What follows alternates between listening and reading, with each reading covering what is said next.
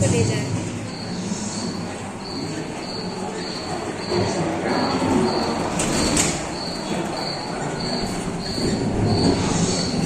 कहते हैं कि 460 करोड़ वर्ष पहले प्रचंड धूल के बवंडर से हमारे सौर जगत का जन्म हुआ। धीरे धीरे पृथ्वी शीतल होने लगी, बहुत सारे गैस बाहर निकलने लगे और पृथ्वी के चारों ओर वायुमंडल के रूप में छा गए। इन गैसों ने बिजली की कड़क और बादलों की गरज से मिलकर एमाइनो एसिड का निर्माण किया। प्राय 350 करोड़ वर्ष पहले प्रथम एक कोशिकी जीव की रचना हुई। लगभग 280 करोड़ वर्ष पहले स्टोमैटोलाइट ने प्रकाश संश्लेषण के द्वारा वायुमंडल में ऑक्सीजन को पकड़ लिया। वायुमंडल में ऑक्सीजन के स्तर में निरंतर वृद्धि से 120 करोड़ वर्ष पहले एक से अधिक न्यूक्लियस वाले बहुकोशिकीय जीव का जन्म हुआ। इस क्रमिक विकास से ब्लैक होल, जेलीफिश, स्टारफिश, नॉटिलॉइड से सागर आ गया। सागर के किनारे वाले अंचल में पौधे लहराने लगे। बहुत तेजी से विभिन्न प्रजातियों की मृत मछलियां विकसित हुई। यहाँ जो विशाल मछली दिख रही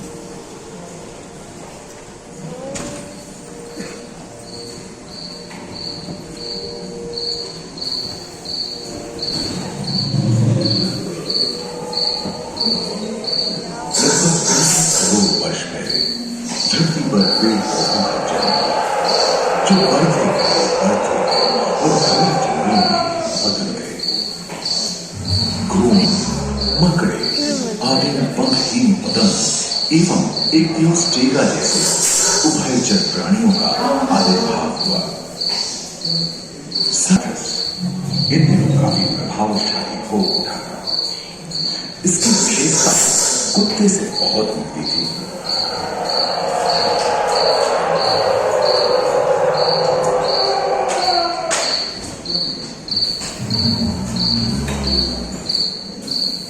प्राय 1 मीटर तक पंख फैलाने में सक्षम दानव जैसा ड्रैगन फ्लाई, साथ ही गिरचिट्टे, बीगल एवं बिच्छू पृथ्वी के चारों ओर फैल गए थे। धरती में पाए जाने वाले अधिकांश कोयले ही कार्बोनिफेरस युग से मृत पौधे से साथ खुद को ढाक दिया था।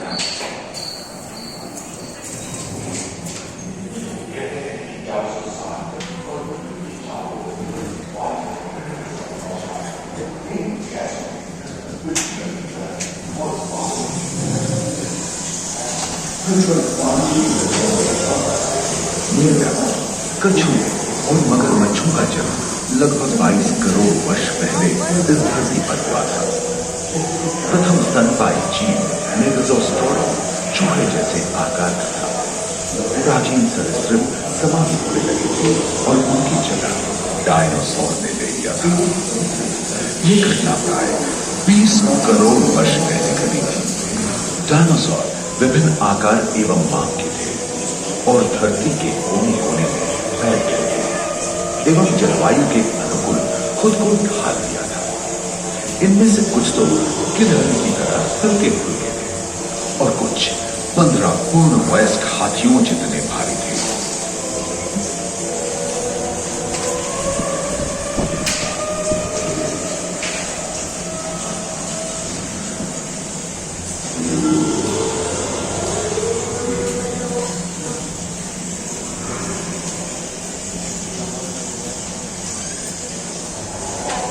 कुछ 4 पैरों से चलते थे तो सियानोफाइसिस 2 पैर वाले डायनासोर।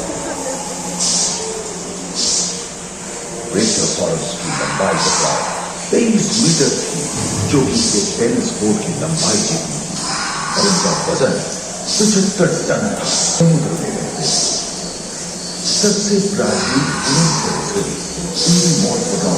हवा में जलवायु में नमी की मौजूदगी से पृथ्वी पेड़ पौधों से भरी रहती है।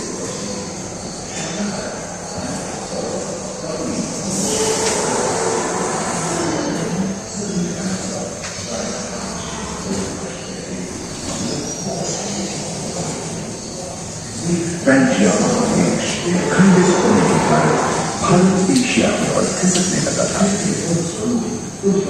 महादेशीय प्लेटों में हलचल होने से ज्वालामुखी के रूप में लावा निकलने लगी। इसके फलस्वरूप आए भूकंप से विभिन्न भौगोलिक आकार एवं आकृतियां निर्मित हुई। स्पाइनोसॉरस के पीठ पर नौका के पाल की तरह एक अंग हुआ करता था, जिससे वो अपने शरीर के ताप को नियंत्रित करता था। वेलोसिराप्टर, गैलीमाइनस एवं ओविराप्टर जैसे छोटे डायनासोर तो ओलंपिक के शाकाहार लॉरेसिया और गोंडवाना नाम के दो भूखंड महादेश में रूपांतरित हुए एवं समुद्री गर्भ के कठोर आवरण से रॉकीनेस एवं अन्य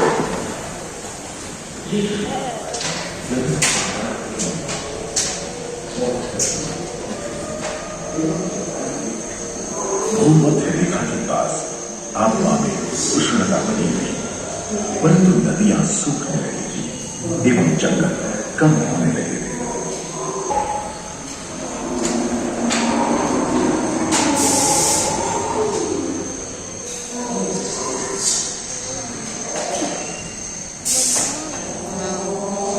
एकांत महादेश में जीव जंतुओं का विकास स्वतंत्र रूप से शुरू हुआ। सबसे पहले पुष्प वाले पौधे धरती पर विकसित हुए एवं परागण के लिए कीट पतंगों के साथ संपर्क स्थापित हुआ। वे तेजी से धरती पर बढ़ने लगे।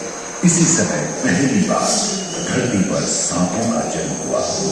डायनासोर में सबसे भयंकर था टिरानोसॉरस रेक्स। भूस्थल पर इसका ही राज चलता था। यह प्राय 12 मीटर लंबा यानी 2 मंजिला मकान के आकार का था।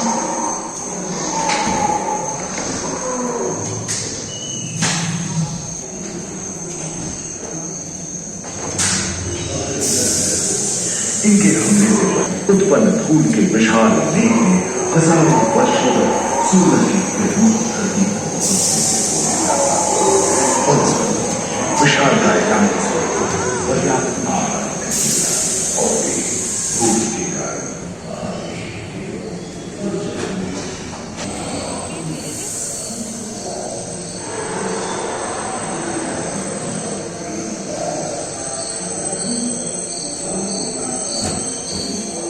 डायनासोर के विलुप्त होने के बाद भूस्थल पर स्तनपायी प्राणियों का आधिपत्य शुरू हुआ। पर्याप्त मात्रा में आहार उपलब्ध होने के कारण छोटे छोटे स्तनपायी प्राणी बड़े आकार के बदल गए। इसी समय बड़े बड़े शाकाहारी एवं मांसाहारी स्तनपायी प्राणी धरती पर नजर आए। विश्व के कई हिस्से जंगल से भरे भरे। हाथी के पूर्वज डायनो हैबिट और घोड़े के पूर्वज यूरोपियस की उत्पत्ति हुई, जो आज के हाथी और घोड़े में रूपांतरित हुए। लेमूर, टर्सियर जैसे प्राइमेट भी इसी युग में पैदा हुए। खोखली अस्थियों वाले आज के दिनों की पक्षी पहले हुआ था। इस समय ही आदिम मनुष्यों का भी आविर्भाव हुआ।